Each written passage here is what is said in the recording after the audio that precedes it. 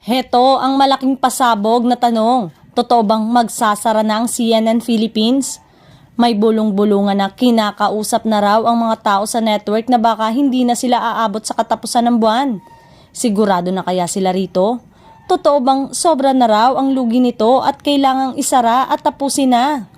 Paano na ang mga award-winning programs nila? Ang The Final Word ni Rico Hison at ang The Source ni Pinky Webb? Paano na ang mga ordinaryong mga tao na mawawala ng trabaho? Paano na ang pag-ere ng CNN Philippines sa Itbulaga kapag weekend? Hindi kaya pwedeng kahit online na lang muna sila hanggang makabawi?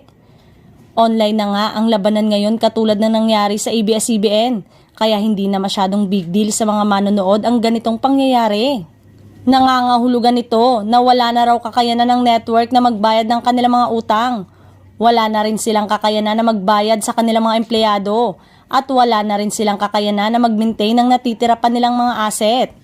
Kung matutuloy na nga ang kanilang announcement na bankrupt na sila, aminado naman na bumagsak ang tinubo ng network taong 2023. Ayon sa disclosure ng TV network sa Philippine Stock Exchange, kakaunti na lamang ang tinubo umano mula January hanggang September ngayong taon dahil bumagsak ang kita nito sa advertising.